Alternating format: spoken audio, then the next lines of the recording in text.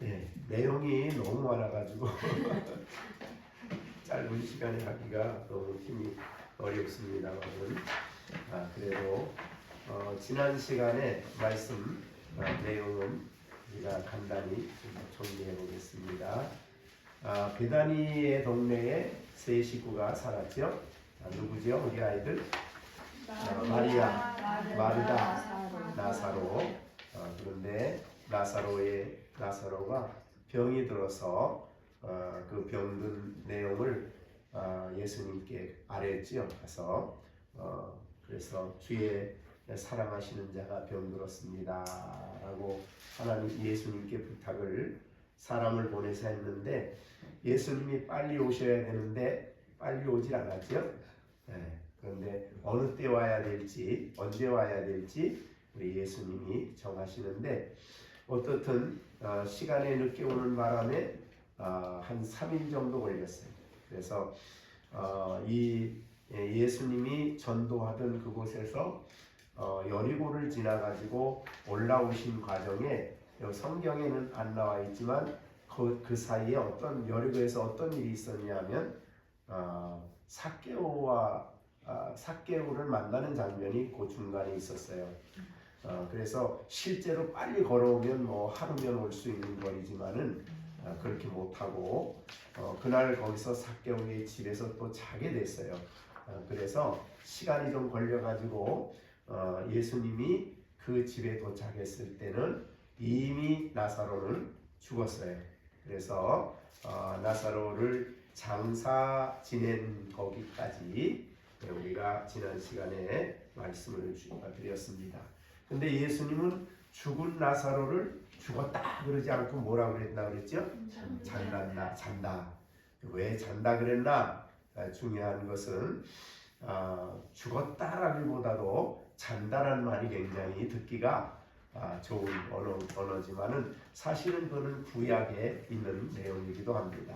신약 구약에 이 족장들이 죽을 때 하는 말이 잔다, 조상에게 간다, 이런 말 썼고, 그랬습니다. 어떻든 성경에서 잔다라고 말하는 것은 죽음을 표현하는 또 다른 말인데 그것은 부활의 신앙 때문이다. 잔 사람은 아주 자지 않고 아침에 깨어 일어나듯이 의의 태양이신 예수님이 재림하시게 되면 다 일어나는 그런 부활에 대한 신앙을 보여주는 것이 잔다라는 의미 속에 포함되어 있다 그랬습니다. 그러나 어떻든 제자들은 잔다 그러니까 거기 왜 갑니까? 그래서 예수님은 알려주기를 밝히 말씀하시기를 나사로는 죽었다. 그렇게 말씀하시고 이제 그러나 그가 병들었을 때에 거기에 있지 않은 것을 내가 오히려 기뻐한다. 왜냐하면 이제 죽은 다음에 일어날 이 사건은 제자들에게 큰 믿음을 예수님에 대한 아주 큰 믿음을 갖게 하기 때문에 기뻐한다. 여기까지 말씀을 어저께 드렸습니다.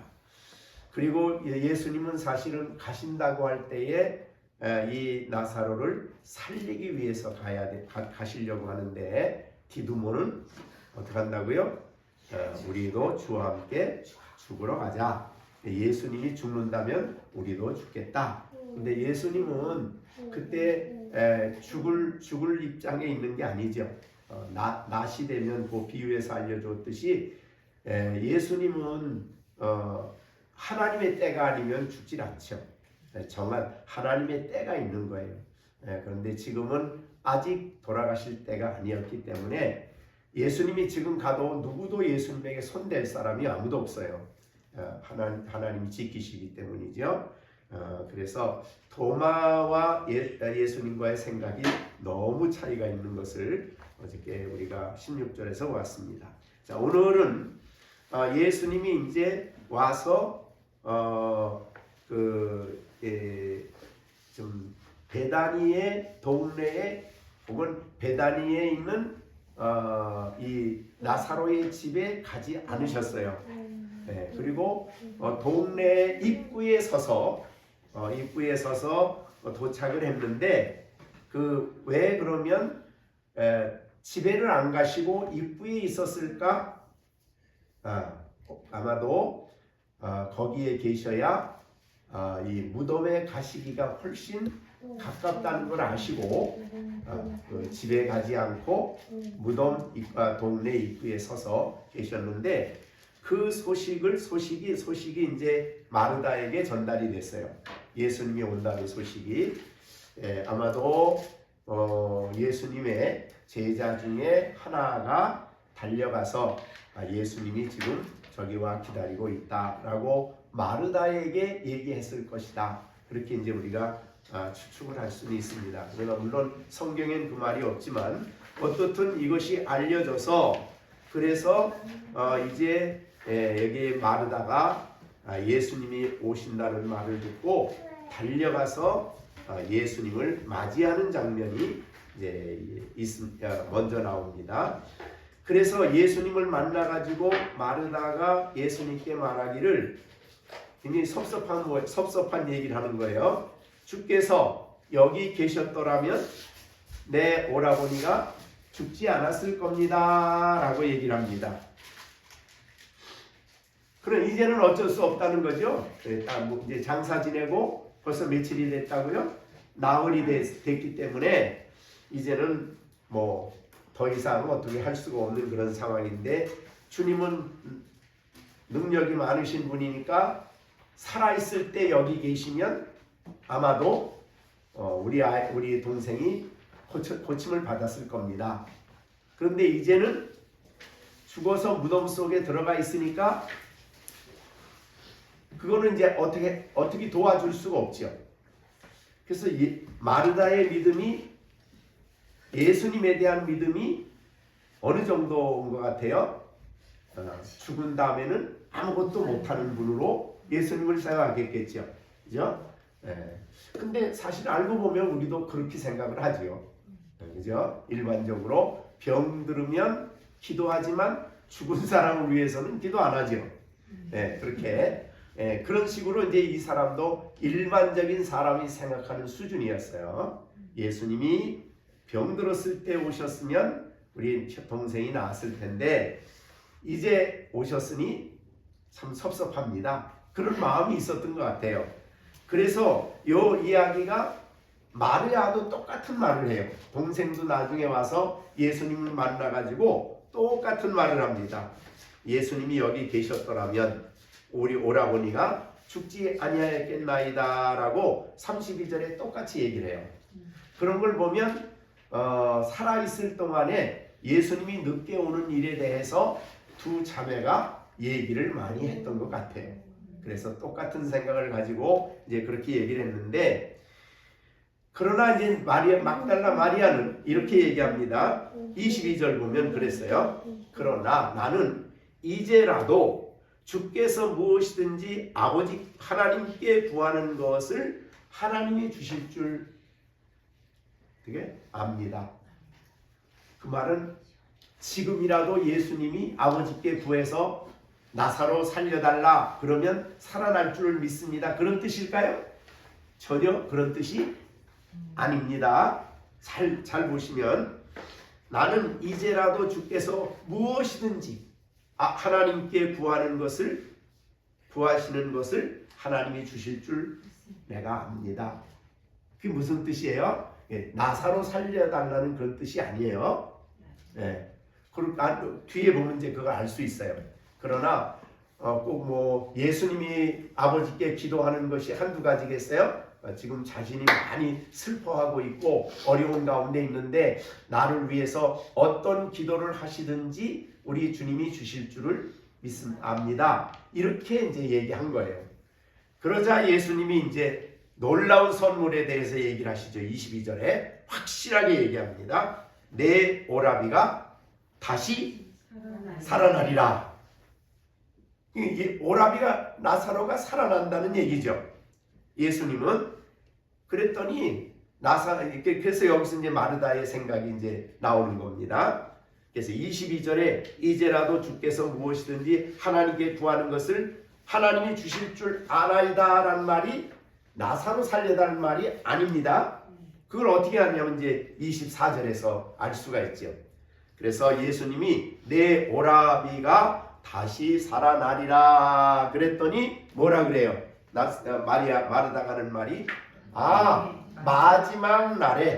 마지막 날 구할 때에 다시 살아날 줄을 내가 아나이다. 그러니까 비록 그가 이 마르다는 어떤 거 아는 거예요? 예수님 재림하시면 재림하실 때에 다시 살아날 것을 그거는 내가 압니다 라고 답변을 한 거예요. 예수님은 구할 때 얘기를 하는 게 아니죠. 지금 살아난다 라고 얘기를 한 것인데 누구예요? 마르다는 부활 때를 얘기한 거예요. 그러니까 예수님의 생각하고 또 전혀 다른 포인트가 맞질 않아요.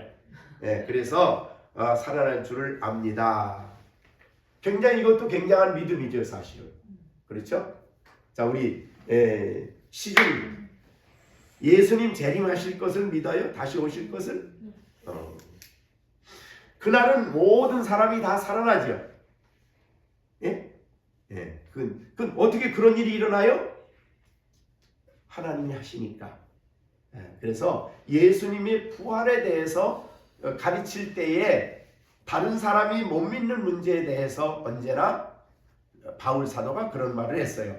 아니, 어떻게 하나님이 죽은 자 다시 살리시는 것을 도대체 못 믿습니까? 어떻게 못 믿습니까? 하나님이 하시죠. 없는 것 가운데 있게 하신 하나님이신데. 그렇죠? 그래서 이 마르다는 26절에 부활 때에 다시 살아날 줄을 믿습니다. 요거를 우리가 둘째 부활이라고 그래요. 둘째 부활. 그러니까 요거를 믿는 것 가지고는 부족해요. 그래서 예수님이 마르다에게 25절, 26절에 중요한 설명을 하는 거예요. 또 다른 교훈을 가르쳐줘요.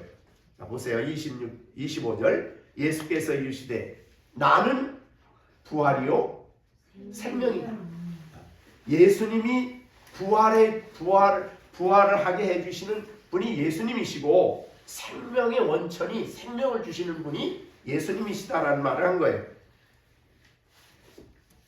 그래서 나는 부활이요 생명이니 나를 믿는 자는 어떻게 돼요? 죽어도 산다. 여기 이제 둘째 부활에 대한 이야기를 하신 거예요.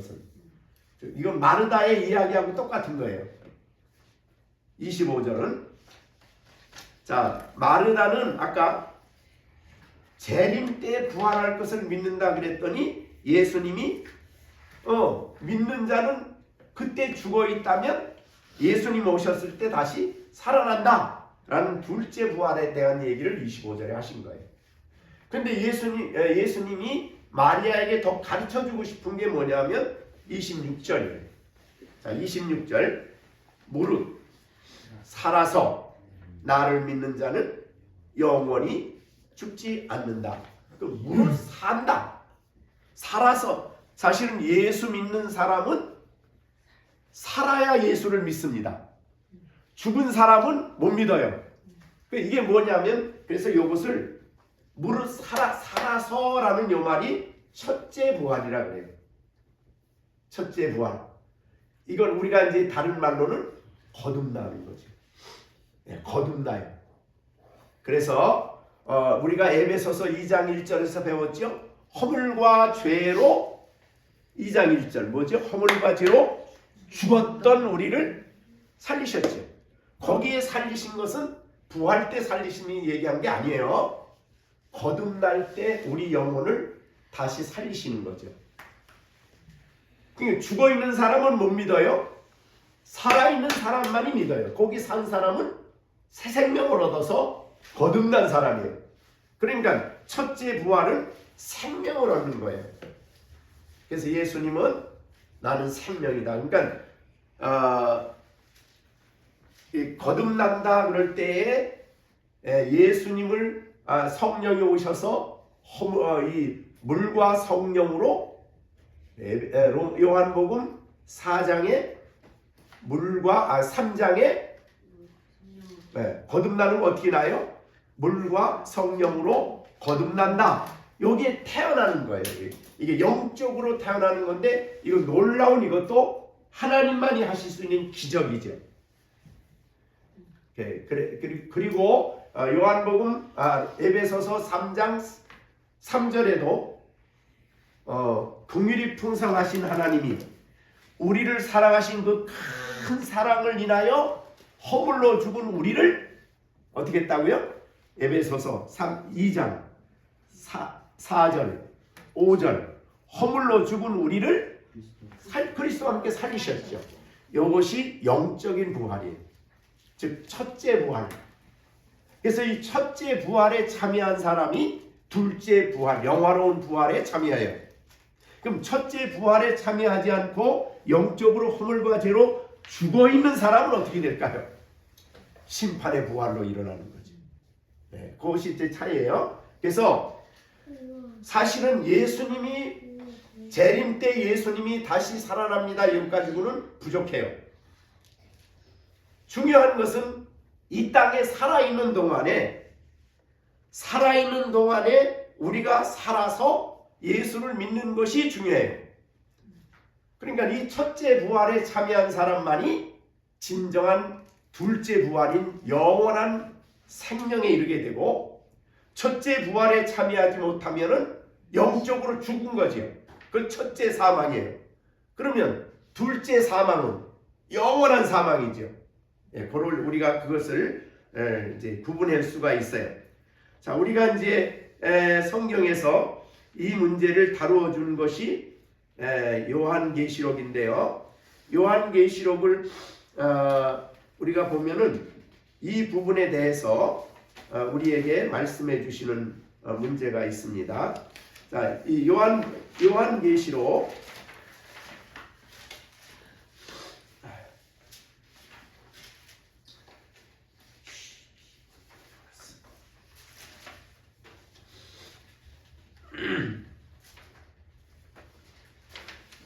자, 요한계시록 20장 5절 6절을 보겠습니다. 요한계시록 20장 5절 6절. 거기에 보시면 20장입니다. 5절을 한번 보겠습니다. 그 나머지 죽은 자들은 그 천년이 차기까지 살지 못하더라.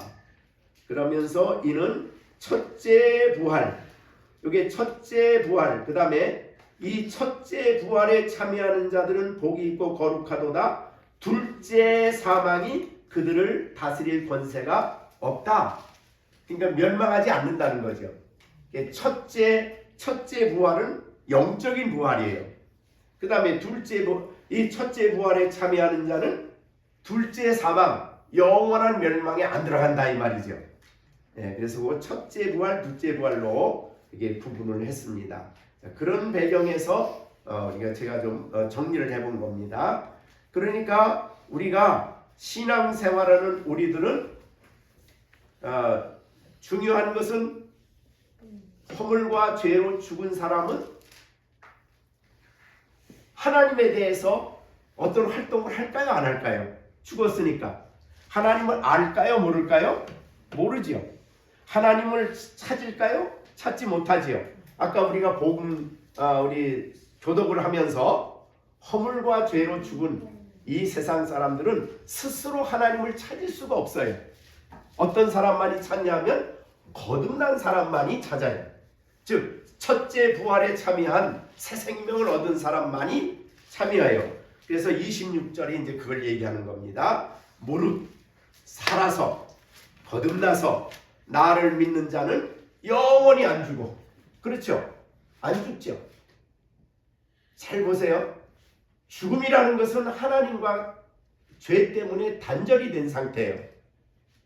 그러면 이 땅에서도 생명이 있는 사람, 살아서 예수 믿는 사람은 영원히 죽음이 없지요. 그래서 우리가 늘 죽는다 그러면, 성경이 말하는 죽는다 그러면 우리는 이 육체와 영혼이 분리되면은 이게 이제 죽는다 그러는데, 그 영혼은 어떻게 돼요? 바로 하나님 앞으로 가죠. 그래서 하나님과 함께 영원히 살기 때문에 사실은 죽음이라는 것이 영원히 죽음이 없는 거예요. 지금 여러분들은 죽음이 없다 이렇게 되는 거죠. 그죠? 이 땅에서도 하나님과 함께 살고 주님과 함께 살고 이 세상이 끝나는 그날 하늘이 열리고 우리 하나님 아버지 앞에 들어가서 주와 함께 영원히 사는 거죠. 자, 그것을 얘기해 줬어요. 그러니까 마르다가 알았던 산다는 의미는 재림 때의 삶을 얘기했는데 예수님은 재림의 부활을 말하기 전에 이 땅에서 살아서 믿어야 한다. 사는 것은 어떻게 가능하냐면 부활이요 생명인 예수님을 믿을 때 되는 것이다. 그런 말이 되겠습니다. 좀 우리 어린 아이들이 듣기가 조금 힘들긴 하겠죠. 자, 요한 1서 5장 12절을 보겠습니다. 요한 1서 12장. 요한 1서, 이건 중요해서 찾아보겠습니다. 아들이 있는 자에게, 요한 1서 5장 12절. 아들은 이제 예수님입니다. 아들이 있는 자에게는 뭐가 있어요? 생명이 있고, 아들이 없는 자에게는 죽은 거죠. 영적으로 죽은 거예요. 그러니까 여러분 안에 예수님이 계시면, 예수님 나는 생명이라 그랬으니까 내 안에 뭐가 있어요? 생명이 있어요. 그럼 어떻게 하면 예수님이 우리 안에 계실까? 그건 요한복음 6장 56절이에요. 같이 이제 연결을 해야 되는데, 요한복음 5장 56절, 6장 56절. 요한복음 6장 56절. 예, 거기에 보면 이건 우리가 암송을 꼭 해둬야 될 말씀이에요. 내 살을 먹고 내 피를 마시는 자는 내 안에 거하고 나도 그 안에 거한다. 자, 예수님의 살과 피는 십자가죠. 그래서 예수님이 우리를 위해서, 우리 죄를 위해서 십자가에 죽으시고 부활하신 예수님을 믿으면, 그러니까 그건 먹는다는 말은 우리가 개인적으로 음식을 먹잖아요. 누가 내 대신 음식을 먹어줄 수 있을까요? 아무도 못하죠. 그러니까 믿음은 개인이 믿어야 돼요. 자, 우리 시온이 믿음을 아빠가 대신 믿어줄 수 있을까요? 시온이가 믿어야 돼. 자, 시준이가 믿는 거는 엄마가 믿는 게 시준이가 믿는 거예요? 아니죠. 누가 믿어야 돼요? 시준이가 믿어야 돼요. 어떤 믿음을 가져야 되냐면 예수님이 나를 위해서 십자가에 죽으시고 내 죄를 담당하시고 모든 죄값을 십자가에서 치르신, 그래서 피 흘려 돌아가시고 그 예수님이 살을 찢으시고 피 흘려 돌아가신 그 예수님을 내가 믿는 거를 먹는다 그래요. 먹는다. 개인이 믿기 때문에. 그리고 먹으면 그 먹는 게 어떻게 돼요? 속으로 뱃속으로 들어가죠. 그렇듯이 예수님을 믿으면 예수님이 어디에 들어가셔요? 예, 우리 마음 가운데 오신다 이 말. 그 얘기를 이제 요한복음 6장 56절이 한 거예요. 다시 한번 읽습니다. 56절. 내 살을 먹고 내 피를 마시는 자는 내 안에, 예수님 안에 내가 있고, 그 다음에 내 안에 누가 계셔요? 내 안에 예수님이 계시죠. 내가 그리스도 안에 있고 그리스도가 내 안에 있어요. 근데 그 그리스도가 생명이셔요. 그래서 예수님이 내 안에 있으면 내 안에 뭐가 있는 거예요? 결국 생명이 있는 거라. 예. 그래서 나 예수님을 믿으면 그 안에 생명이 있다. 이렇게 말씀하는 거예요. 자, 요한복음 5장 24절에도 똑같은 얘기를 했는데요. 이것도 자주 암송하는 구절입니다. 요한복음 5장 24절. 내가 진실로 진실로 너희에게 이르노니 내 말을 듣고 또 나 보내신 이를 믿는 자는 영생을 얻었고. 그러니까 어느 때요? 예수님의 말씀을 듣는 거예요. 복음의 말씀을 듣고 예수님을 이 땅에 보내신 하나님을 믿는 자는 그 안에 뭐가 있어요? 영생이 있어. 왜? 예수님이 그 안에 계시기 때문에. 심판에 이르지 아니하나니 사망에서, 이건 사망은 무슨 사망이에요?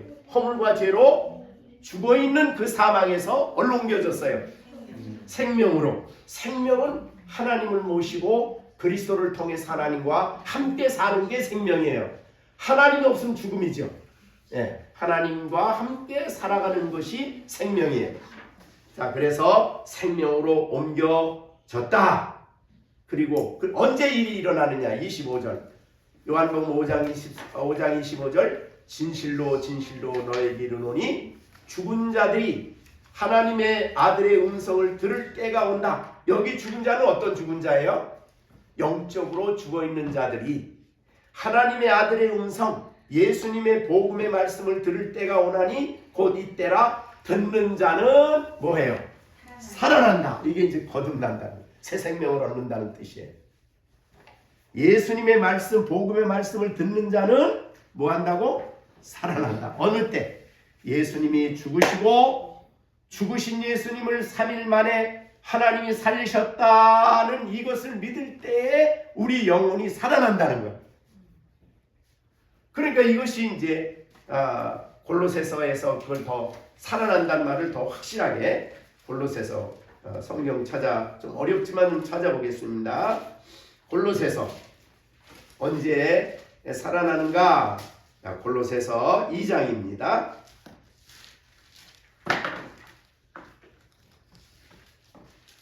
자, 골로새서 2장 12절입니다. 12절. 너희가 세례로, 골로새서 2장 12절.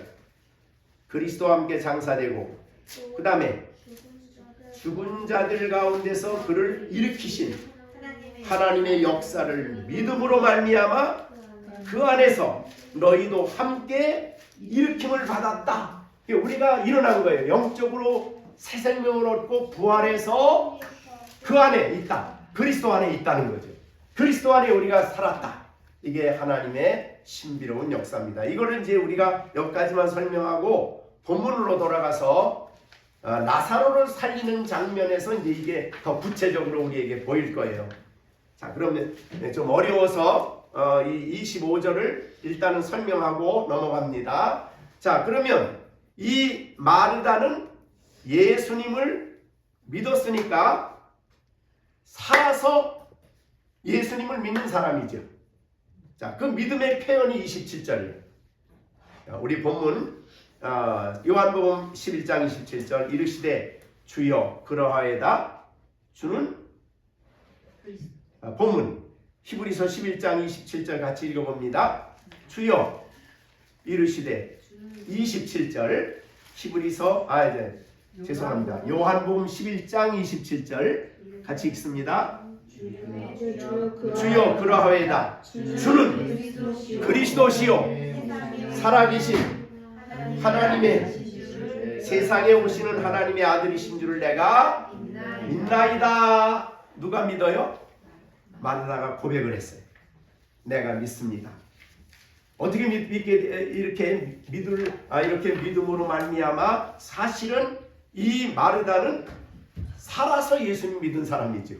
그죠? 죽은 사람은 못 믿어요.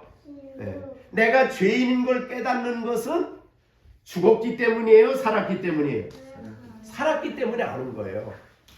내가 내 죄를 인하여 내 죄 때문에 십자가로 나가야 되겠다는 것을 마음에 인정을 하고 예수님의 십자가를 믿을 수 있는 것은 죽은 사람이에요? 산 사람이에요?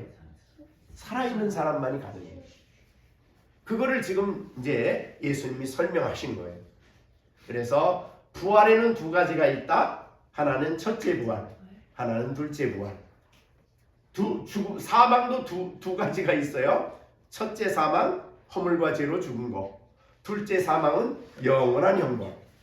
그래서 첫째 부활에 참여한 사람은 둘째 사망하고 상관없어요. 그래서 복이 있어요. 어디하고 결국은 영원한 멸망인 지옥하고는 상관없다 이 말이죠. 예, 그래서 복 있는 사람이라고 말씀을 한 것입니다. 자, 이 말을 여기까지 하고 마르다가 이제 예수님과 대화가 끝났어요. 28절. 이 말을 하고 돌아가서 가만히 그 자매 마리아를 불러 말하되 선생님이 오셔서 너를 부르신다. 근데 앞에서는 지금 부르신다는 말이 있어요, 없어요?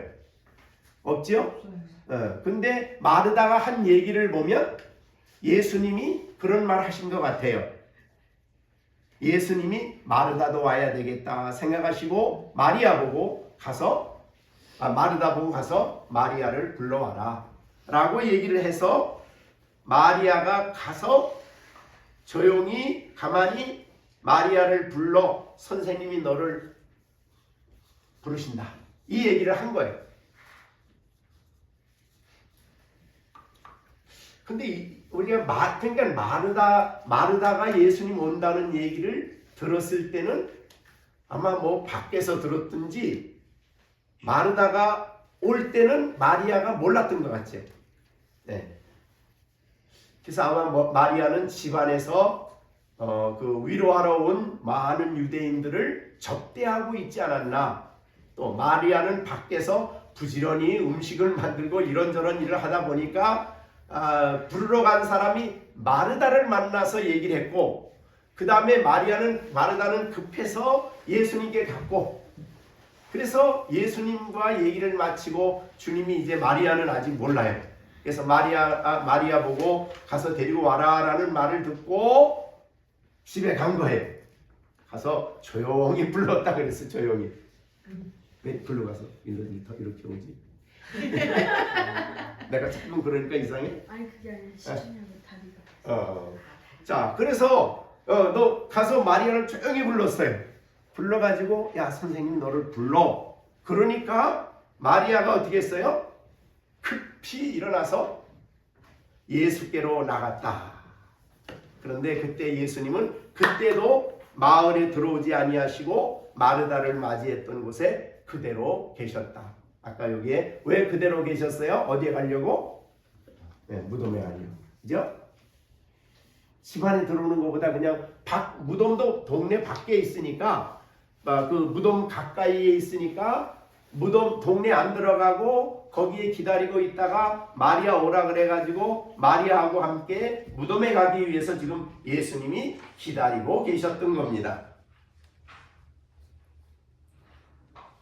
자 그렇게 마리아가 집에서 나가니까 이 마리아와 마르다를 위로하기 위해서 그 집에 왔던 유대인들이 마리아가 급히 나가는 걸 보고 뭐 하는 줄 알았냐면 저 무덤에 가려고 그런 거보다 뭐 곡하러 간다 그랬어. 무덤에 앞에 가서 통곡하러 가는가 보다. 그러고 이제 따라간 거예요. 생각하고 따라가더니 마리아가 예수 계신 곳에 가서 배웠고 어떻게 했어요? 네, 그 발 아래 엎드려 이르되 아까 말한 대로 똑같은 얘기합니다. 주께서 여기 계셨더라면 내 오라버니가 죽지 아니하였겠나이다. 예수께서 그가 우는 것 여기 그가 우는 사람은 누굽니까? 네? 마리아죠. 그 다음에 뒤에서 그 다음 나오는 또 우는 사람 또 있어요. 함께 온 유대인들이 우는 것. 그런데 예수님이 그가 우는 것 그러니까 마리아가 예수님 앞에 나와서 무릎을 꿇고 예수님 여기 계셨더라면 내 오라비가 죽지 않았을 겁니다. 그러고 뭐 했어요? 막 통곡했죠. 어느 정도 울었을 것 같아요. 엄청 울었을 것 같아요. 속이 복받쳐가지고. 예? 그래서 너무 많이 우는 거예요.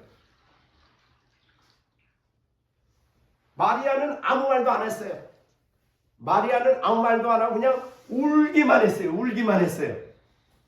그런데 그 우는 마리아의 마음을 예수님이 알았을까요? 몰랐을까요? 그 마음을 아셨어요.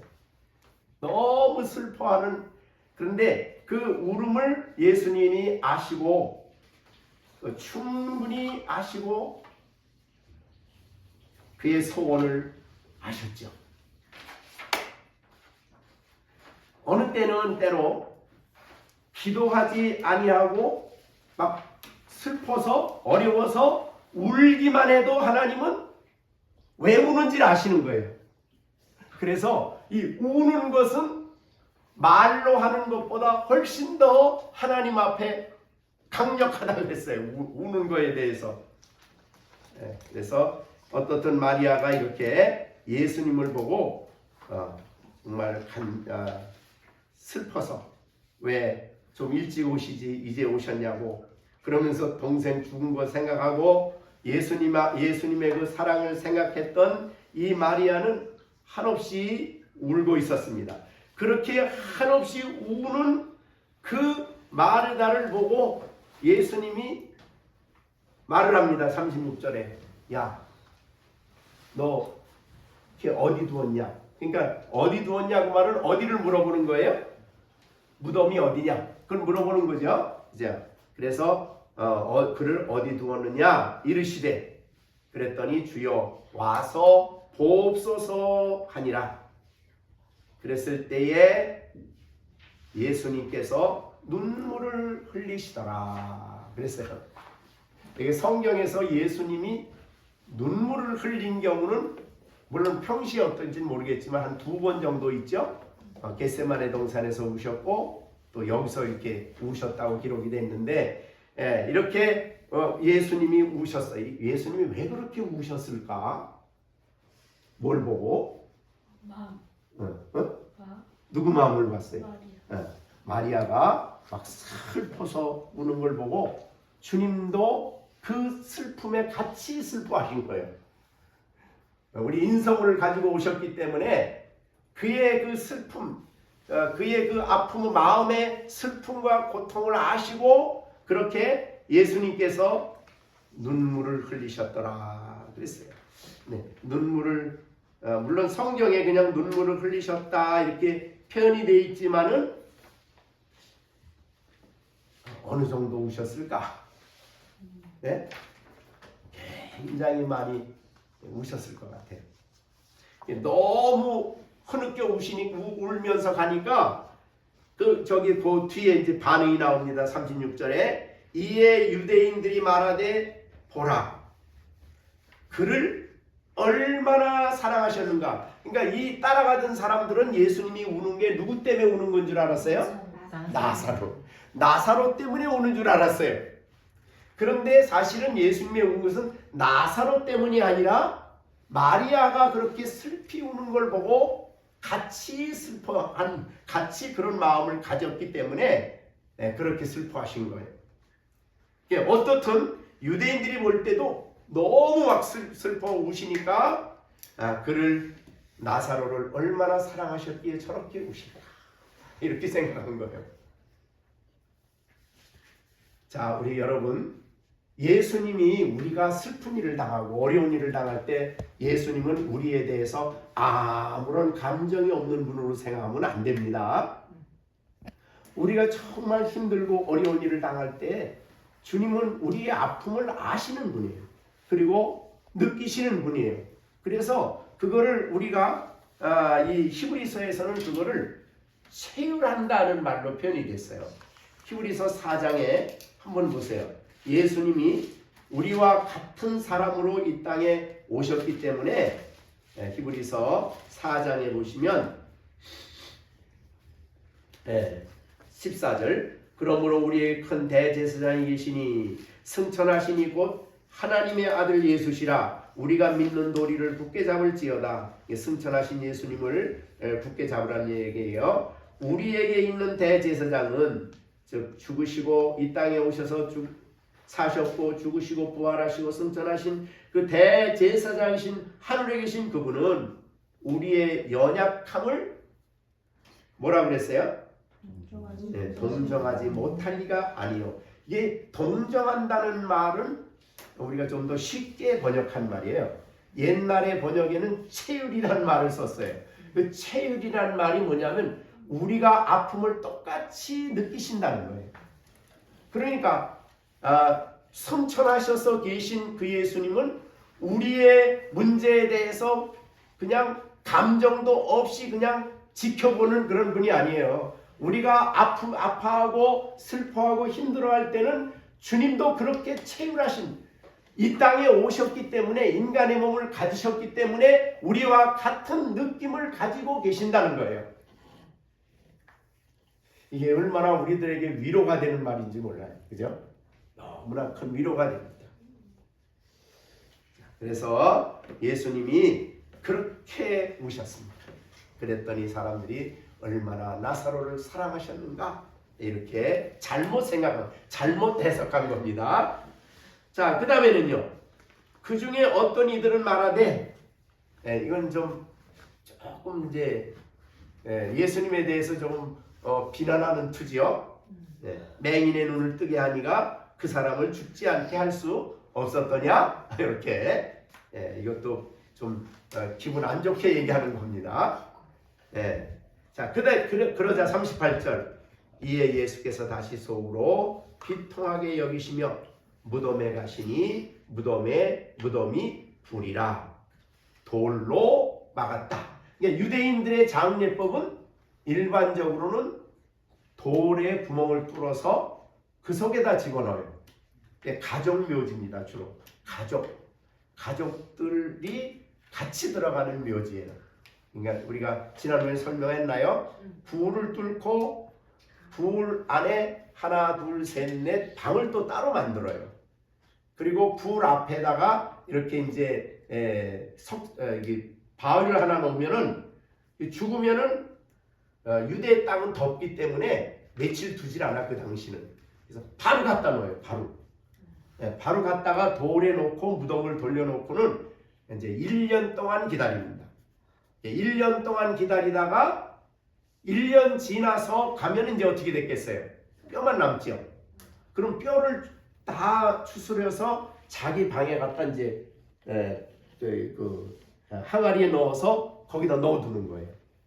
그걸 장례식이라고 해요. 그래서 예수님이 이제 자기 다른 사람이 와가지고 아버지 돌아가셨는데 가서 장례식을 하고 따를게요. 그랬더니 예수님이 그건 죽은 사람이 하게 놔두고는 나를 따르라. 그때 그 말을 했어요. 만약에 그 사람이 갔더라면 다시 못 오죠. 왜? 장례는 1년이 걸리니까 1년 있다가 그럼 어떻게 주님 따르는 일이 얼마나 생각이 달라지겠어요. 그래서 그렇게 얘기를 하신 거예요. 어떻든 유대인의 장례법은 그래요. 그래서 지금 이제 나사로는 지금 무덤에 중앙에 갖다 이렇게 놔놓은 거예요 지금. 그리고 돌을 이렇게 옮겼어요. 그러면서 예수님이 오셔가지고 돌을 옮겨놓으라 그랬습니다.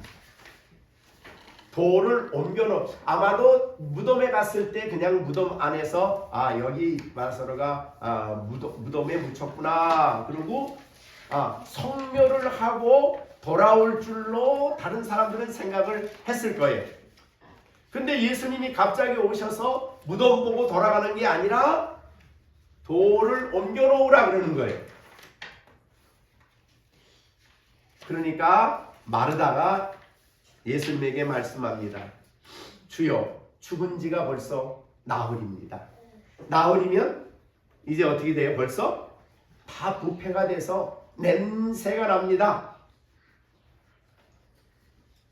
그랬더니 예수님이 마르다에게 40절, 우리 다 같이 한번 읽어볼까요? 40절 같이 읽어볼까요? 예수께서 이르시되 내 말이 내가 믿으면 하나님의 영광을 보리라. 내가 믿으면 하나님의 영광을 보리라 하지 아니하느냐. 여기에 영광을 본다는 것은 하나님이 나타나셔서 자기의 능력을 드러내시는 것을 본다는 뜻이에요. 자, 그러면 하나님의 영광을 본다. 그 말은 죽은 나사로가 살아나는 사건을 통해서 하나님이 영광이 드러나고 그 위대하심이 알려지게 되겠죠. 네, 그래서 우리가 이미 예수님이 이런 말씀을 했어요. 우리가 11장 4절에 이 병은 죽을 병이 아니다. 뭐예요? 하나님의 영광을 위함이요. 하나님의 아들이 이로 말미암아 영광을 받으신다. 영광을 받는다는 것은 아까 우리가 하나님의 위대한 역사가 드러남으로 그의 영광이 보여지는 거예요. 자, 하나님의 영광은 속성과 관련됐다 그랬어요. 그럼 죽은 자를 살린다 그러면 어떤 영광이겠어요? 무슨 영광이겠어요? 능력의 영광이에요. 그죠? 하나님의 능력인데 하나님의 능력은 어느 정도예요? 소열이 문 다 배웠죠? 전능하신데 무한히 전능이죠. 무한하시고 불변하시고 영원하시다. 그러니까 천지를 창조했을 때 그 능력이나 나사로를 살려낼 때 그 능력이나 동일하신 하나님의 능력이에요. 그 능력으로 지금 이제 살리실 때의 그 능력이 나타난다는 거예요. 그래서 내가 믿으면 하나님의 영광을 본다. 하나님이 역사하는 걸 본다. 임재하셔서 죽은 자를 살려내는 사건을 통해서 영광을 본다는 뜻이에요. 근데 그때에 이 마르다에게 필요했던 것이 뭐냐면 믿음이죠. 그렇죠? 내가 믿어라. 그 믿으라는 것은 뭘 믿는 대상을 항상 생각하셔야 돼요. 믿으라 그러면 내 속에 그냥 내가 믿습니다 이렇게 생각하면 안 돼요. 성경에서 믿으라 그럴 때는 항상 믿음의 대상을 생각하셔야 돼요. 여기 믿음의 대상은 누구예요? 하나님이시죠. 믿음의 대상을 항상, 그러니까 하나님을 믿으라 그 얘기지 그냥 내가 확신해라 그렇게 될 줄로 내가 믿으라 이런 뜻이 아니에요. 성경의 믿음을 말할 때는 항상 대상을 생각해야 돼요. 그리고 그 대상을 그런 분으로 믿는 거예요. 전능하신 분으로 믿는 거예요. 그렇게 믿으라. 그런 말이에요. 믿으면 하나님 영광 보리라. 이거는 우리들에게도 적용되는 말이에요. 그래서 우리가 하나님을 믿을 때, 자, 우리가 동일하게, 자, 오늘 하나님 내가 너와 말씀을 듣고 믿는 겁니다. 말씀을 듣고 하나님을 믿는 거예요. 자, 내가 너와 함께한다. 오늘 찬송 불렀죠? 여러분 특송 불렀죠? 거기 뭐가 있어요? 네, 은혜를 받은 자는 누가 함께 하셔요? 주께서 너와 함께 하신다. 주님 눈에 안 보이지만 함께 하신다는 것을 뭐 하면? 믿으면. 그 다음에 주님이 우리와 함께 하심을 본다는 거죠. 그걸 알 수 있다는 거예요. 그러니까 언제나 우리의 믿음이, 그래서 하나님을 믿는, 말씀을 듣고 믿는 믿음이 중요한 거예요. 자, 여러분 이제 다음 주에 우리 시준이, 시온이, 시령이 학교 가죠? 네. 학교 갈 때에, 아침에 학교 갈 때에 어떻게 어떤 믿음을 가져야 될까요?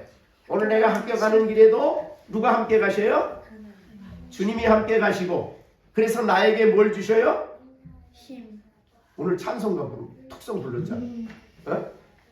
뭐라고 특성 불렀어? 오늘 은혜를 주십니다. 그럼 하나님이 내가 가는 길에 하나님이 은혜를 주심으로 그 영광을 내가 경험하게 해주시는 거예요. 그러니까 우리의 믿음이 항상 믿음으로 해야 돼. 그래서 로마서에는 뭐라고 그랬냐면 믿음으로 하지 않는 모든 것이 다 죄다 그랬어요. 그러니까 뭐든지 믿음으로 해라. 그 말이죠.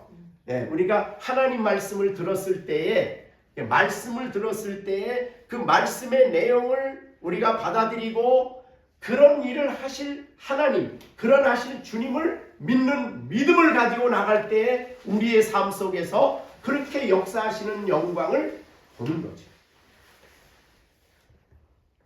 그렇죠? 예, 우리가 살아가면서 무슨 일이 나갈지 모르죠. 자동차 가다가 갑자기 유리창으로 그냥 뭐가 이렇게 날아오기도 하고 하나님이 그 시간에 나를 지켜주신 거죠. 그렇죠?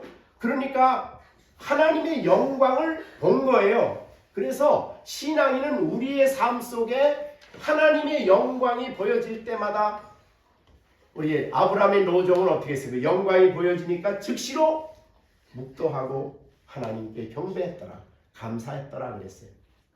그 하나님이 함께 하심이 보여지는 거죠. 이 40절은 누구에게나 적용되는 말이에요. 자, 우리 시령이도 학교 갈 때에 혼자 가지 말고 어떻게 해요? 누굴 믿음으로? 말씀대로 주님이 오늘 함께 나와 동행해 주시는 주님을 내가 믿습니다. 그러고 가면 하루 동안 주님이 동행해 주셔서 은혜도 주시고 지혜도 주시고 힘도 주시고 지켜도 주시고 넘어져도 엉덩이만 아프게 하시고 깨지지 않게 하시고 하나님의 놀라우신 인도가 우리에게 늘 나타나는 거예요. 그렇게. 그래서 감사가 늘 있는 거예요. 어느 정도 우리가 우리의 삶에 어느 것 하나 사실은 하나님이 우리를 도와주시고 역사해 주심으로 우리가 살아가는 겁니다. 자, 그래서 내 말이 내가 믿으면 하나님의 영광을 보리라 이렇게 얘기를 하신 거예요. 그리고 41절 돌을 옮겨 놓으니 예수께서 눈을 들어 우러러보시고 이르시되라고 했습니다. 돌을 옮겨 놓을 때 마르다 혼자 옮겨 놓을 수 있는 돌이 아닙니다.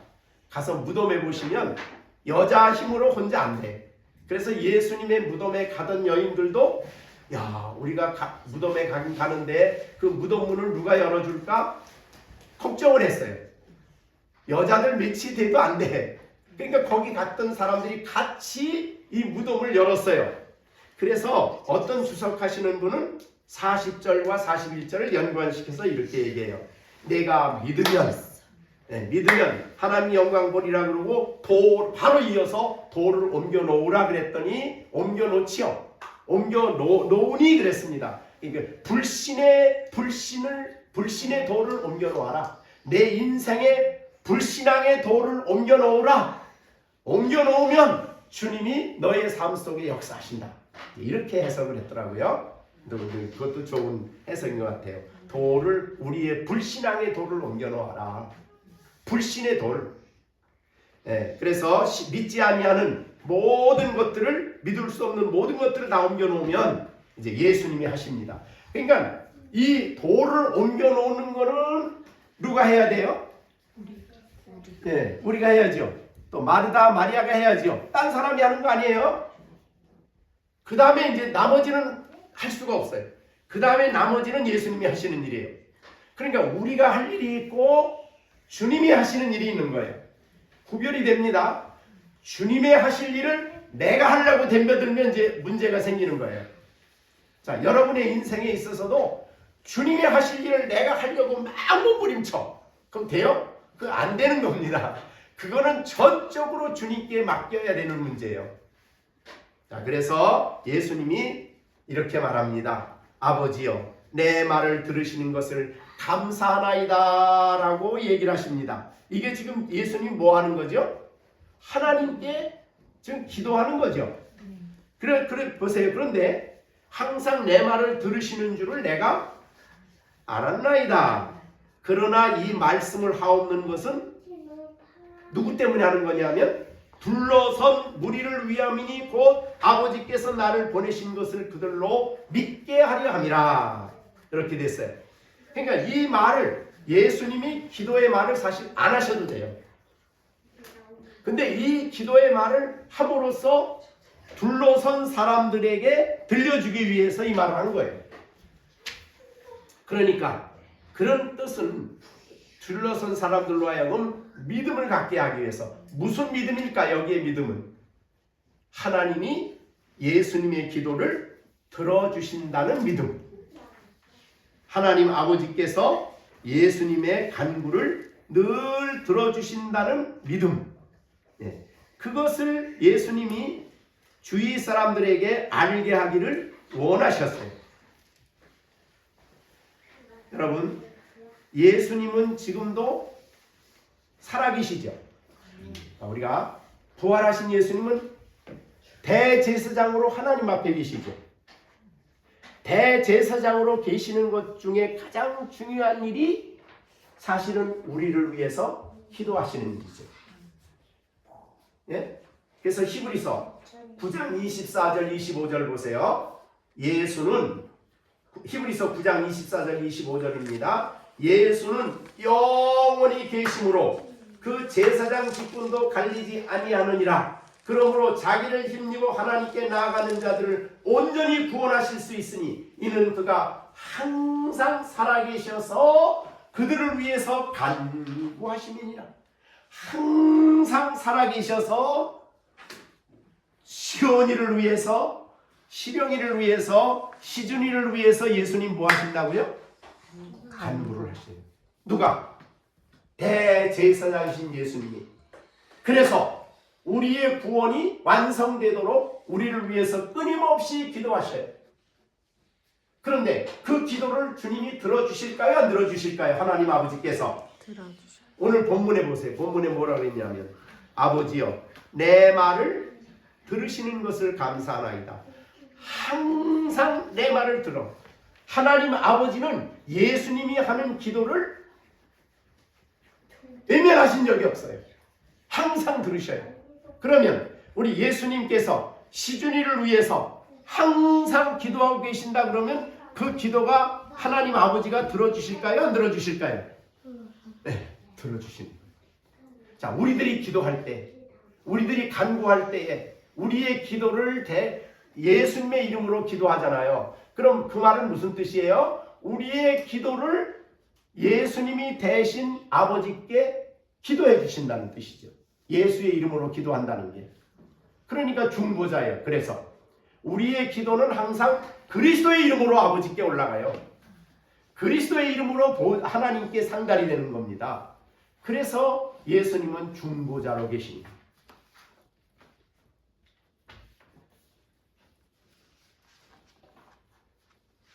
우리가 예수님의 우리 여러 가지 기도가 있겠지만은 대표적으로 우리를 위해서 간구하는 기도가 다 올라가고 하나님 앞에 올리고 그 다음에 우리를 위해서 끊임없이 거룩한 성령이 우리 가운데 오시도록 우리 가운데 성령을 보내주시도록 우리를 위해서 또 기도하시잖아요. 그렇게 우리가 기도하는 것을 생각할 때에 너무 하나님 앞에 감사하지. 자, 그러니까 여러분이 기도할 때 나 혼자 기도한다가 아닙니다. 여러분이 기도하면 그 기도를 누가 대신 기도해줘요? 누구한테? 하나님 아버지께. 그 중보기도예요. 그게 중보기도. 그 도고라고 그러죠. 그래서 우리도 중보기도 합시다 그러는데 사실은 중보기도는 우리가 할 수 있는 게 아니에요. 우리는 기도하면 그것을 대신 하나님 아버지께 기도하는 이 중보는 예수님만이 하셔요.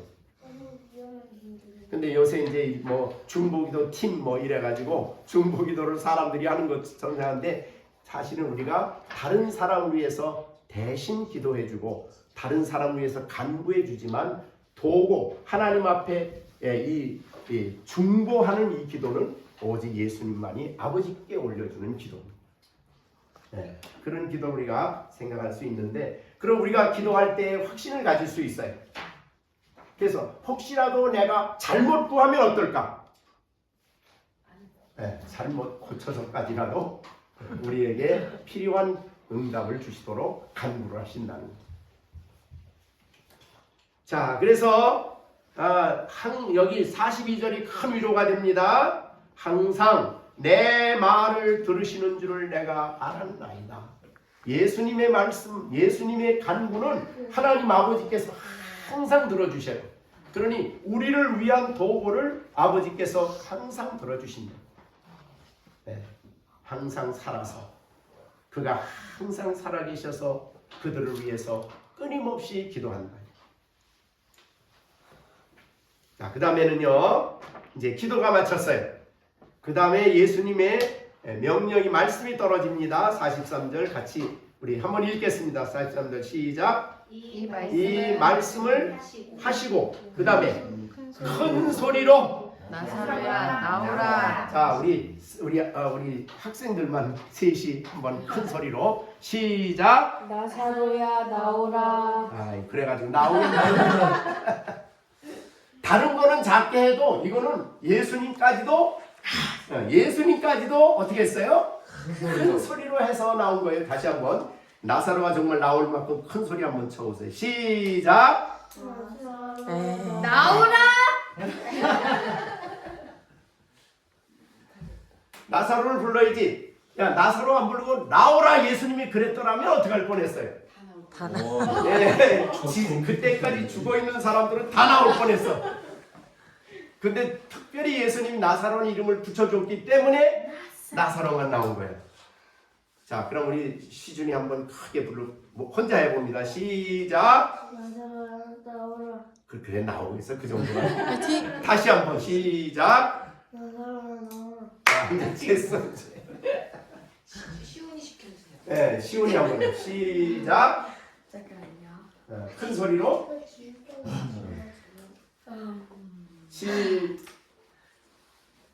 시작. 나사로야 나오라. 자, 우리 시완이 한번 해봐. 시완이 시작. 나사로야 나오라. 이야, 우리 시완이. 중학생 시켜줘. 자, 그랬더니 나사로가 나오라는 말씀을 듣고 예수님의 말씀은 천지를 창조하신 능력의 말씀이죠. 나사로가 어떻게 나오는가 보세요. 어떻게 나옵니까? 죽은 자가 수족을 배로 동인 채로 나오는데 그 얼굴은 수건에 쌓였어. 여러분 다시 한번 보세요. 수건에 쌓인 채로 거기서 나왔어. 왜 쌓인 채로 나왔을까? 그러니까 그걸 이렇게 분대 가만히 풀고 나오지. 아니 살아났으면 풀고 나오지. 왜 그냥 다 가린 채로 나와 그래? 우리가 수건을 예? 한번 생각해봐. 나 목사님 그 생각해 보니까 이거 자기가 살아났으면 다 풀고 이렇게 걸걸하고 나오지. 그걸 못 하고 왜 그렇게 그냥 빨간 옷 입고 있었으니까. 아니 얼굴에 가리고 예? 얼굴에 가리고. 자, 유대인들은 장례식 할 때에 팬티는 다 입어. 팬티는 입고 그 다음에 이 세마포를 이렇게 둘둘 감거든. 예, 그런 식으로 하는데, 야, 그래서 나왔어. 예. 다시 한번 보세요. 시준이 한번 생각해봐. 왜 이렇게 하고 나왔을까? 어? 그래서 시령이 한번 해 생각해봐. 어? 왜 그랬을까? 완전히 죽었다고? 완전히 죽었었어. 근데 예수님이 나오라 그러니까, 나오라는데 저기 열쇠가 있어. 포인트가 나오라 그러니까 그냥 바로 나오는 거야. 그렇죠. 그냥 예수님의 말씀에 순종하는데 이거 풀구가 어디 있어? 그냥 나오라 그러니까 그냥 나오는 거지. 그 명령이 얼마나 강력했으면 풀 여의도 없어. 그냥 나오는 거야. 말씀의 능력, 하나님의 말씀의 권세, 말씀의 권세는 보이지 않아도 나와. 다 감았으니까. 예, 하나님의 말씀의 권세가 얼마나 강력한가를 보여주는 그런 모습입니다. 자, 여러분 말씀이 얼마나 능력 있는가를 우리가 항상 생각하고 이 말씀을 해야 돼. 그 다음에 이제 예수님께서 풀어놓아 다니게 하라. 그래서 다른 사람들이 이제 가서 풀어준 거예요. 예, 그렇게 해서 됐습니다. 자, 이렇게 예수님이 늦게 오심으로 누구에게 유익이 됐다고요? 제자들에게. 무슨 유익이에요? 믿음이 엄청난 믿음이 생겼죠. 그냥 병자가 살아난 것하고 죽은 사람이 근데 살아났는데 보세요. 다 몸이 부패돼서 냄새가 나면 몸의 기능이 다 어떻게, 이런 게 다 어떻게 됐을까? 이 기능이 다 썩었죠. 문드러져 그렇게 썩었겠죠. 근데 그게 어린아이 살과 같이 깨끗한 몸으로 나왔어. 예수님이 역사하신 그 역사를 우리에게 보여준 겁니다. 그러면은 그 주름도 사라져요? 아직 청년이니까 주름 안 잡혔겠지. 네, 아직도 청소년이야, 어린애야. 자, 그런데 이렇게 이 살아나라는 말은 두 가지 의미가 있어요. 첫째 부활도 이와 같습니다. 그 말은 우리가 예수 믿으면 내 말을 들을 때 살아난다. 예수님의 말씀, 복음의 말씀을 듣고 성령이 그에 거듭나게 할 때에 마치 무덤에서 나온 나사로와 같이 말씀을 들을 때 살아나는 거예요. 그거는 내가 할 수 있는 일이 아니에요. 하나님의 성령이 우리 안에 그와 같이 살아나는, 영적으로 다시 살아나는 기적을 일으킨 겁니다. 여러분, 우리가 예수 믿었다는 것이 간단한 게 아니에요. 하나님의 말할 수 없는 기적이에요. 여러분이 예수를 믿어서 예수님 나의 주님입니다, 내가 예수님 사랑합니다, 내가 하나님을 예배합니다, 이렇게 될 수 있는 사람이 된 것은 하나님이 기적이 그 안에 역사한 겁니다. 그래서 이것을 재창조라고 해요. 재창조. 이건 누구도 할 수 없는 일이에요. 마치 나사로를 살리는 일은 누구도 할 수 없는 일이에요.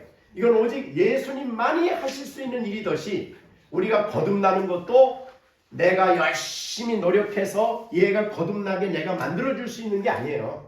그건 오직 하나님만이 하실 수 있는 일이에요.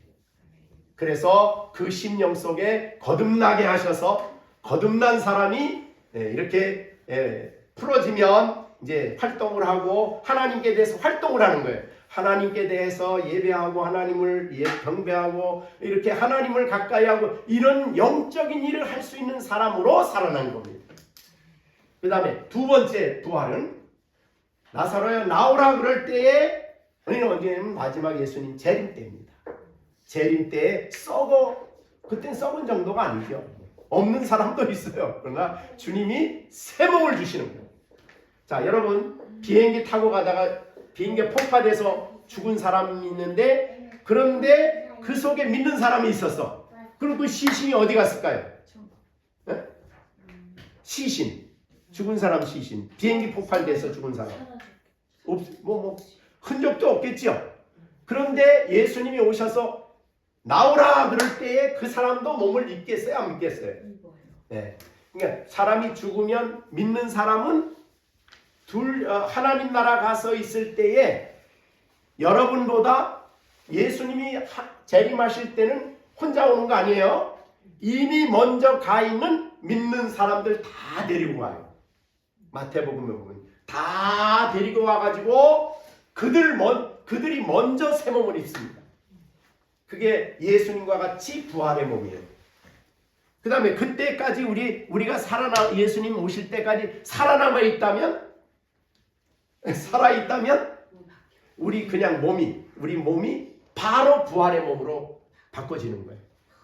새 몸으로. 영광스러운 몸인데 어느 정도 영광이냐면 예수님의 몸과 같은 몸이에요. 부활의 몸. 빌립보서에 보면 예수님과 같은 몸으로 영화롭게 우리가 부활이 됩니다. 그래서 영원한 세계에 가서 영생을 누리는 거예요. 그 지옥 가는 사람들 있잖아요. 네. 그 사람들은 네. 세원 안 입어요?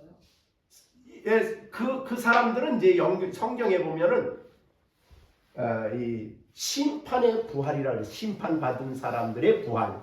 근데 그 영화로운 몸이 아니죠, 그 몸은. 네, 그 몸이 어떤 몸인지는 모르지만은 일단 지옥에 간 사람들도 다 그때 믿지 않은 사람도 다 몸은 있긴 있는데 심판을 받는 몸이에요. 어떤 몸인지는 잘 모르겠어요. 이 몸은 아닌 거. 네, 이 몸이죠. 몸은 이 몸이죠. 근데 어떤 형태의 몸인지 우리는 모르죠. 이제 그때 새 몸을 입어봐야 되니까. 그러나 우리 몸, 믿는 사람의 몸은 확실해요. 자, 어느 정도 확실하냐면 예수님이 부활하신 다음에 제자들에게 뭘 보여주셨어요? 손에. 여기 뭐라 그랬어요? 여기 허리에. 그러니까 부활한 몸도 참 신비롭긴 해요. 네. 그런 옛날의 모습을 그대로 가지고 있는데 부활의 몸이에요. 그런데 어느 정도일까? 다리 하나 잘라줬어, 어떤 사람이. 근데 예수 잘 믿어. 그럼 부활했을 때 잘라진 다리 가지고 올까? 그게요. 예수님과 같은 몸이니까 예수님이 돌아가셨을 때의 몸이 33살이죠. 사람에게는 제일 완전한 시기예요. 그러면 완전한 그런 몸으로, 가장 건강한 몸으로 주님이 부활의 몸을 입혀주시는 거죠. 자, 그러면 우리가 부활이 두 개가 있어요. 첫째는 영적 부활, 첫째 부활. 두 번째는 재림했을 때 부활. 사망도 두 개입니다. 첫째 사망, 믿지 않는 거. 그 다음에 둘째 사망은 영원한 지옥을 가는 거. 이렇게 구별이 됩니다. 자, 그래서 이 나사로가 나온 사건은 우리에게 이 두 가지 부활을 보여주는 하나의 모형이었어요. 그림자였어요. 그래서 그거를 우리에게 보여줍니다. 그런데 이 나사로가 이렇게 살아남으로 말미암아 이제 제자들도 예수님의 능력, 하나님의 아들이라는 것을 더 확고하게 믿게 됐고, 근데 그들만 믿은 게 아니에요. 그 다음에 45절 봅니다. 45절. 나사로가 살아난 결과예요. 어떤 유익이 왔는가? 45절. 마리아에게 와서 예수께서 하신 일을 본 많은 유대인들이 그를 믿게 됐어요. 그러니까 이 사람들은 조문하러 왔다가 이 마리아가 살아나는 모습을 보고 예수님을 하나님의 아들로 믿게 됐어요. 이런 사람들이 일어난 거죠. 자, 그러면 우리가 제자들이 야, 우리 나사로 살리러, 나사로가 지금 잠자고 있는데 깨우러 가자. 그랬을 때에 아니 얼마 전에 돌로 맞아 돌을 치려고 했는데 거기 또 갑니까? 라고 할 때에 제자들의 생각하고 예수님이 가심으로 말미암아 일어날 이 사건의 그 엄청난 내용이죠. 사실 알고 보면 그가 죽었다가 병 들었을 때 같지 않고 좀 늦춰서 주님의 시간에 가서 그를 죽은 가운데서도 냄새가 나는 그 전혀 불가능한 그 사람을 살려낸 이 사건을 통해서 수많은 사람이 믿고 마리아는 말할 진정한 위로를 받았고, 근데 이 사건이 유대인들에게 이제 많은 믿음이 생겼어요. 이 사건이 이제 소문이 났죠. 그 다음 요 사건이 있고 난 다음에 바로 6월절로 들어가요. 자, 그럼 6월절에 들어가면 예수님이 6월절에 들어가셔서 성전에 일주일 동안 계실 때 유대인들이 예수님을 죽이려고 했어요? 안 했어요? 죽이려고 했지만 못했어요. 왜? 사람들이 예수님을 선지자로 알았기 때문에. 어떤 선지자? 죽은 자를 살려낸 이 사건 때문에 가룟 유다가 배반하기 전까지는 대제사장을 손을 못 댔어요. 왜? 선지자에게 손대면은 백성들이 그 사람들을 어떻게 해요? 돌로 쳐서 죽이는 거예요. 선지자에게 손대면. 그러니까 제사장들과 그 사내들인 공회도 예수님을 손을 못 댔어요. 그래서 이제 이 엿새 동안 있다가 사실은 가룟 유다가 배반하는 바람에 몰래 예수님을 이제 잡아가지고 남기는 사건이 일어나게 된 거예요. 자, 이런 모든 일련의 과정을 돌이켜볼 때에 예수님의 십자가의 죽으심에게도 이 사건이 영향을 미쳐요. 네. 그래서 이 사내들인 공회는 예수를 반드시 죽여야만 된다는 결정이 더 확고해졌어요. 그래서 십자가에 못 박히도록 이방인에게 넘겨준 겁니다. 자, 그러면 예수님이 예루살렘에 올라간다고 했을 때 이 많은 사건과 많은 내용을 제자들이 거기 왜 갑니까? 돌로 맞아 죽으려고 또 갑니까? 이런 제자들 수준하고 어때요? 지혜가 말로 할 수가 없죠. 차이가. 그래서 우리는 하나님이 하시는 일에 대해서 항상 겸손해야 돼요. 그리고 할 수 있는 대로 하나님의 뜻 가운데 혹은 뜻이 우리 가운데 이루어지기를.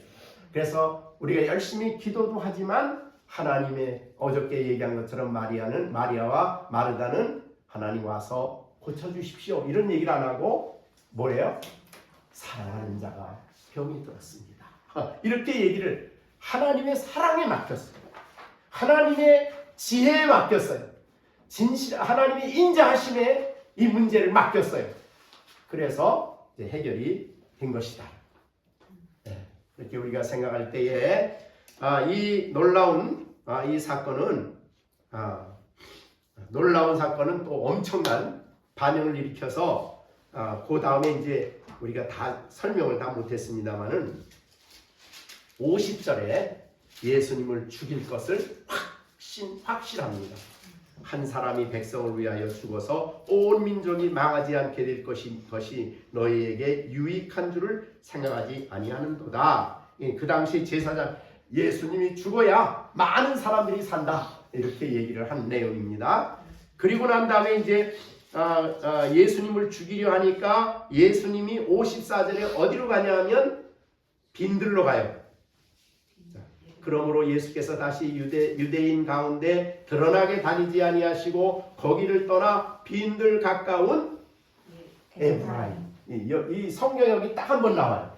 에브라임 동네.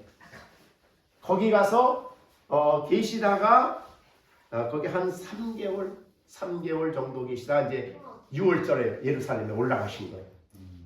자, 그러면 이 에브라임 동네, 이건 지금도 이스라엘 땅입니다. 지금 팔레스타인 지역에 있는데 지금도 팔레스타인 지역에 에브라임 동네가 있습니다. 그런데 놀라운 거는 예수님이 가만히 안 있잖아요. 복음을 전했는데 지금도 팔레스타인 땅에서 유일하게 예수 믿는 사람이 있는 곳이 에브라임 동네입니다. 지금도 있어요. 예. 그래서 성지 순례에 가면은 에브라임 가보면은 거기 있는 사람들은 터번을 쓰고 겉으로는 모슬렘 같은데 그들은 예수를 믿고 성찬을 하고 예수님을 믿는 사람들. 그 동네는. 야, 놀랍죠? 자, 하나님의 주님의 이 놀라운 섭리는 우리가 다 생각할 수 없는 부분까지 생각하시고 우리 가운데서 역사하시고 일하신다 하는 것을 우리에게 확실하게 보여주시고 있습니다. 자, 오늘 이제 여기까지 설교를 마쳤습니다.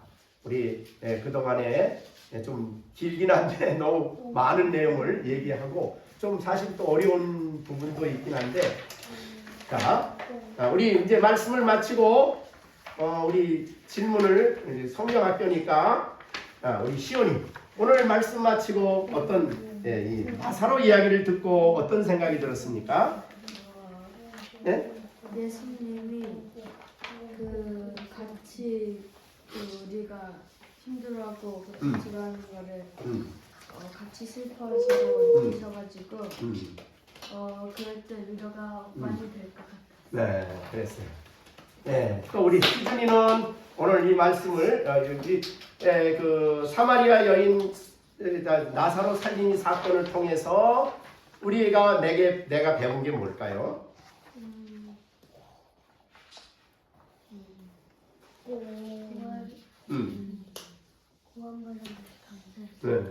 구원받은 것이 감사하다. 구원은 누가 우리를 영적으로 구원해 주셨어요? 네, 내가 할 수 있는 게 아니죠. 예수를 믿으면 우리가. 그 다음에 우리 시령이는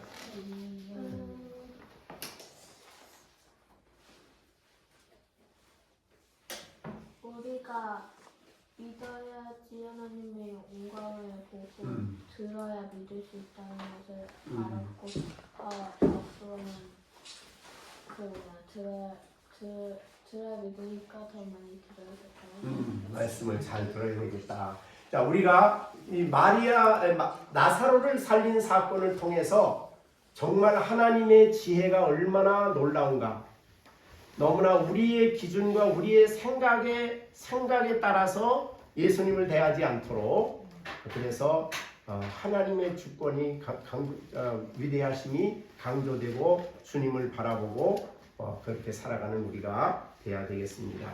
많은 말씀을 우리가 배웠는데 어떻든 이 나사로가 살아난 이 사건을 통해서 우리에게 주시는 놀라운 교훈을 여러분이 마음에 잘 새기시길 바랍니다. 기도하겠습니다.